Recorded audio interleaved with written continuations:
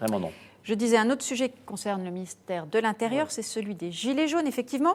Sujet qui vous tient à cœur, Patrick Pelloux. Vous avez signé cette tribune qui est parue hier dans l'Express. Alors, de quoi s'agit-il?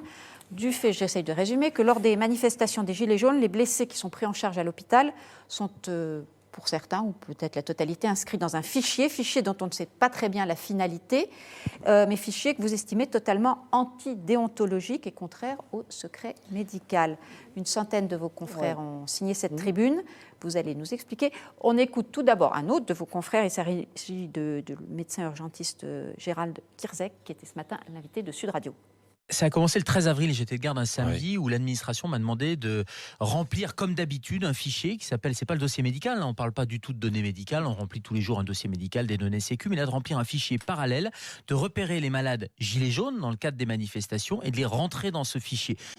Vous avez été confronté au même oui, problème ? C'est-à-dire, en fait, la naissance de ce fichier est concomitante aux suites de l'attentat du 13 novembre, en fait.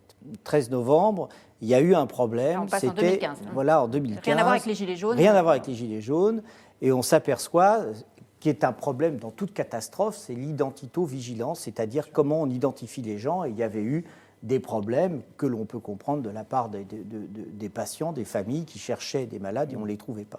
Donc du coup, l'idée avait été de dire, bon ben voilà, on va faire un système informatique des victimes civiques, d'accord, pour identifier les victimes et puis pour savoir où elles vont, etc. Bon. Donc normalement, ce fichier-là devait servir à des trucs des circonstances très exceptionnelles et qui un peu rassemblent, je dirais, à la fois la communauté médicale, la communauté de sécurité publique, etc. Bon. Et en fait, quand est arrivé ces manifestations et le début des manifestations, ils ont dégainé ce système d'information, qui est un véritable fichier, en disant, voilà, il faut identifier les gilets jaunes. Et on a été très surpris de voir d'un coup, dans des communications d'État, de dire, bon, bah voilà, il y a eu tant de victimes, il y a eu tant d'urgences absolues, tant d'urgences relatives, etc. Donc, c'est un véritable fichier. Donc, ça a bien été communiqué, c'est sorti de l'hôpital. Ça a été communiqué à l'intérieur. Exactement, et ça sert de fichage. Alors, c'est un véritable problème. Parce que nous sommes à l'époque, si vous voulez, où on parle du big data, des nouveaux clouds, des nouveaux systèmes informatiques, etc. Et de la naissance de ces fichiers qui sont en fait, on ne sait pas trop où ça va à la Direction Générale de la Santé, c'est la Direction Générale de la Santé qui les orchestre, mais on ne sait pas trop où ça va, on ne sait pas trop qui fait quoi. Ils s'en sont défendus, enfin, je crois qu'ils ont dit non, on n'a pas transmis à d'autres mais à chaque fois, tout le monde s'en défend, mais c'est une véritable interpellation. Mais quel est le but, quelle est la finalité? Pourquoi vouloir tenir cette comptabilité? Je vous dis, c'était initialement, c'était une comptabilité. Dans le cadre des Gilets jaunes. Dans le cas des Gilets jaunes, à mon avis, c'était pour se dire, bon ben voilà, il y a eu tant de victimes, il n'y a pas tant de victimes que ça, il n'y a pas tant de répression que ça devait servir d'abord. Voilà. L'utilité, ça serait de prouver l'inverse, c'est qu'il y a eu beaucoup de victimes, c'est qu'il y a eu beaucoup de casses, et donc pour décrédibiliser le mouvement, a priori. Ou de dire qu'il n'y avait pas de répression policière. On peut le voir des deux côtés. On peut le voir des deux côtés. Mais voilà, donc ce qui fait que d'un coup, il y a une sorte de violation déontologique, c'est ce qu'on a voulu signaler en disant, voilà, on va vers des fichiers où on ne sait pas ce qu'ils vont devenir. Alors, ça interpelle sur un autre système qui n'est pas connecté avec celui-là, mais qui s'appelle le système Sinus, qui est un système d'information sur, pareil, les victimes en cas d'événement, etc., et qui est totalement lié au ministère de l'Intérieur et qui sert, alors pour le coup, celui-là est extrêmement compliqué à gérer, mais il faut savoir qu'à partir du moment où vous avez un accident de car, un accident de circulation ou des victimes nombreuses, ces systèmes informatiques sont déclenchés. Est-ce que la CNIL est vraiment informée de toutes ces informations qui passent? C'est une interpellation. Est-ce que ça doit aller, c'était dans la pétition, est-ce que ça doit aller vers une mission d'information ou une commission d'enquête parlementaire? Mais il a toujours cours, samedi dernier, il devait encore être rempli ce fichier? 3 fois. J'ai lu que c'était 3 fois. Non, un peu plus. Samedi dernier, il n'a pas été déclenché. Maintenant, il se méfie. Ça vous choque, Céline Pina?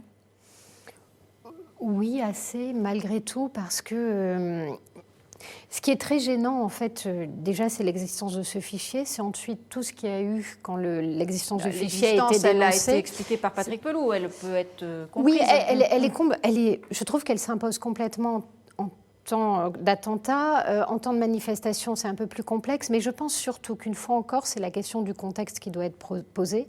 C'est-à-dire qu'on a eu le sentiment qu'à la fois le gouvernement gérait fort mal cette crise des Gilets jaunes, mais qu'il était peut-être dans une logique un petit peu à la mai 68. Autrement dit, on se souvient tous du moment où finalement le désordre finit par agacer les Français, où ils retournent dans le giron de De Gaulle parce que trop, c'est trop. Et en fait, je pense que le gouvernement mise sur l'effet Chianli, il a juste oublié qu'il n'était pas De Gaulle, qu'il n'avait pas ce respect-là et cette confiance-là, et qu'aujourd'hui, à miser sur l'effet Chianli, on a surtout une impression d'absence de maîtrise et une impression d'une crise qui n'en finit pas de s'étirer et qui met à mal aussi ses capacités. Et je pense qu'on rentre encore dans cette logique où les gens ont l'impression que le gouvernement veut décrédibiliser un mouvement qui, entre nous, n'en a pas besoin parce qu'il est tellement protéiforme que, de toute façon, il y a des éléments tellement fous qu'aujourd'hui, les choses sont quand même en train de reprendre de la distance. Donc je pense que c'est inutile, c'est bête d'en arriver là. Et surtout, on est toujours dans la question du mensonge. C'est-à-dire que la PHP nous fait une belle sortie en disant « c'est pas vrai, c'est faux, il n'y a jamais eu de fichier ». Pour le lendemain, battre en retraite. C'est pareil que pour la Pitié-Salpêtrière. Et le mensonge à ce niveau-là, on va parler ça devient la insupportable. Pitié. On donne la parole quand même. Frédéric Dabi, justement sur l'effet Chianli et la volonté de décrédibiliser le mouvement des Gilets jaunes.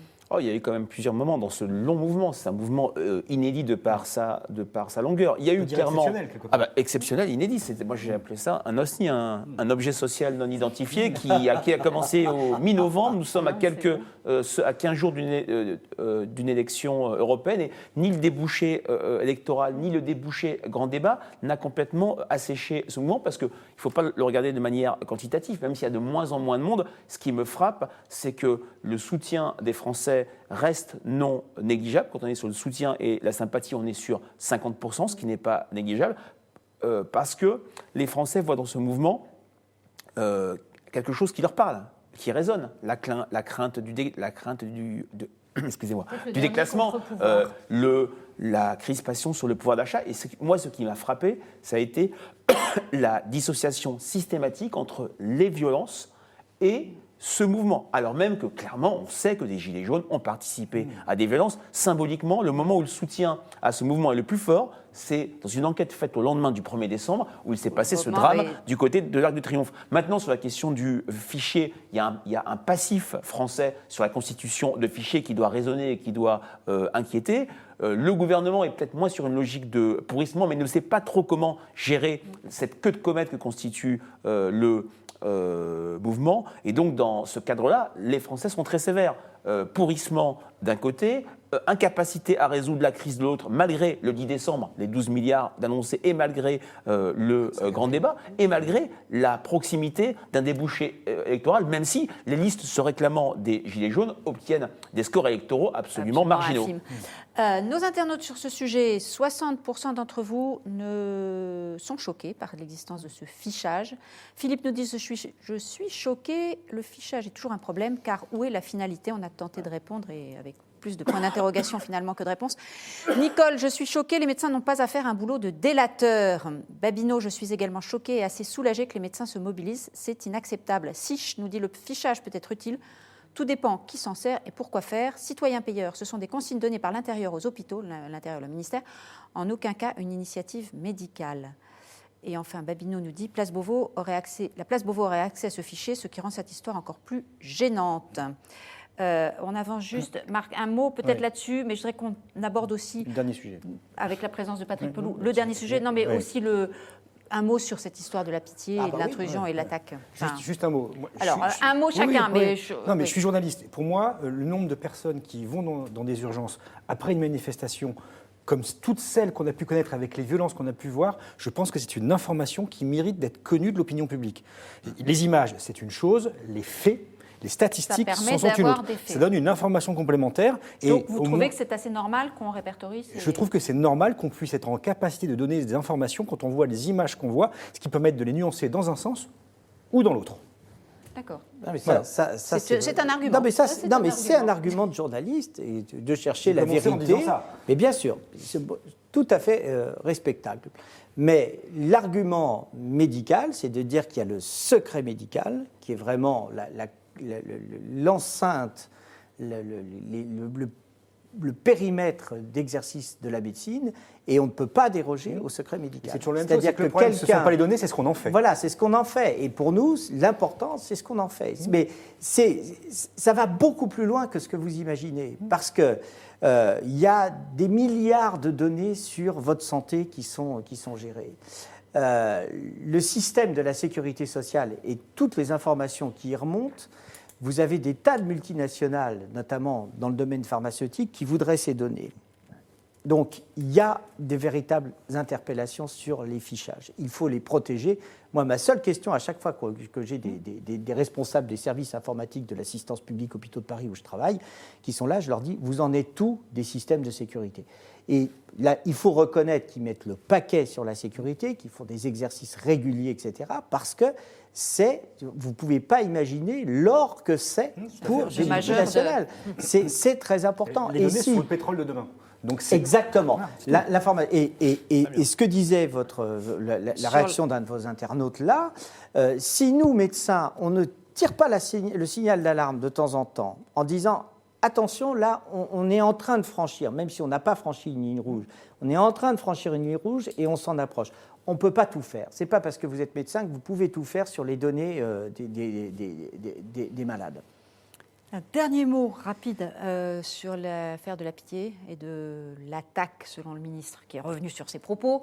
Non, ce n'était pas une attaque. C'est-à-dire qu'en fait, moi-même, au départ, moi, j'avais compris que c'était une attaque. Ça a été présenté comme ça, et un peu sur le modèle qu'il y avait eu il y a quelques années, au moment des manifestations sur la réforme du travail, où ils avaient caillassé Necker. Moi, j'avais trouvé ça absolument scandaleux. Donc, ça a été au début présenté comme ça. En fait, ce n'est pas une attaque, c'est un mouvement de foule. C'est une foule qui était devant la Pitié-Salpêtrière. Ils sont arrivés et il y a eu une manœuvre de lacrymo. Et ils sont rentrés, ils ont vu une possibilité de s'échapper par une porte, ils sont montés. Donc le terme intrusion est plus précis, exact.